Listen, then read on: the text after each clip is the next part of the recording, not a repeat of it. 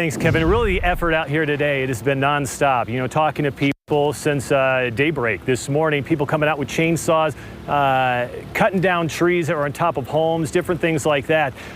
People coming together and try and clean this place up. Again, I want to bring you over here, this home right here. You got the house that's boarded up at this point, shingles taken off of it. This one is a wreck. And if you bring it back over here, Steve, a little bit, we're going to talk about this house in a minute with Mike Anderson. This one received the brunt of it. But if we come back right behind me, this is one of the interesting stories of the day. We talk about people without power. Last night, you had tens of thousands without power. Today, they've whittled it down to maybe about 5,000 to 6,000 without power at this point right now. They're trying to take care of that issue. You've got some of these trucks that are coming in with these huge power poles, and they're going to try and put those back in. They've got cranes. In fact, come up over my shoulder. Can you see up there on the roof? You got one of these utility crews that's up there, the man in the bright yellow. That power pole right now is on the roof of that home, okay? So, again, we talk about the damage here, and right behind that, you can see the crane that I talked about if you tilt up there a little bit, Steve. So that's what they're dealing with here, really for the next couple of days. It could be 2-3 days while this power is out. Up and down these streets, same story. Neighbors trying to help neighbor to get things as close as they can back to normal. We were out until probably about 11 cleaning up. My house and the houses next to me were all pretty beat up. Yeah, and Governor Herbert made the trip here along with other state and county leaders.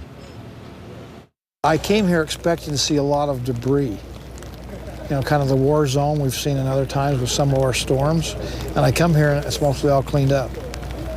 And so it just tells me that the people in charge here really doing good things. Yeah, they certainly are. He visited 3 of the worst hit sites in an area that has quite a bit of damage. In fact, I was talking to some of his people today. He just flew in from Washington, D.C. and came in this morning. He told them first thing he wanted to do was head on up here to the Ogden area and check out the damage, survey things, talk to the people, and that's what we saw him do today. Now, some 25 families are displaced from the homes tonight, some of them narrowly escaping injury from the tornado that ripped on through here. Northern Utah Specialist Mike Anderson speaking to some of the people today. And unfortunately, Mike, as we look at some of these homes, they're going to have to completely start over. Yeah, completely start over for sure. You know, you see this home here would certainly appear that the tornado at least touched down here. Paul and Galen Sewell, as you can imagine, they were actually inside when the tornado struck. It moved our fridge across the floor. The whole insulation from the ceiling came in, and the room was just filled with it. I thought it was like smoke, and I couldn't breathe. Yeah, both say they had the wind knocked out of them. The tornado continued to rip apart their roofs, smash windows, even moved the family car several feet over, but they weren't the only ones. Around the area, there are homes smashed in by huge trees, some that cannot be repaired. The positive here, though, they say that the community has been amazing with dozens of people reaching out to help them through this. It's important that, to just be grateful that we're all safe. My parents were outside in our backyard not even 2 minutes before it happened, and exactly where they were sitting they would have been killed.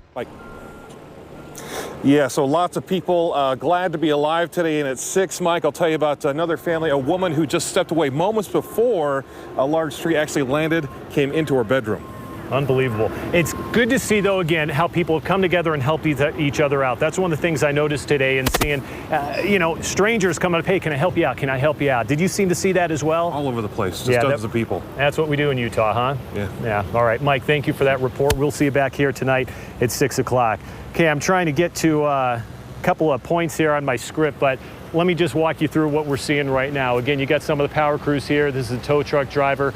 This guy just picking up a couple of the trucks that were damaged and making their way through right now. Now, this wasn't the only twister that's made its way here through Utah. We also had one down south in Panguitch. Let's go now to Sam Penrod with more on that. Sam?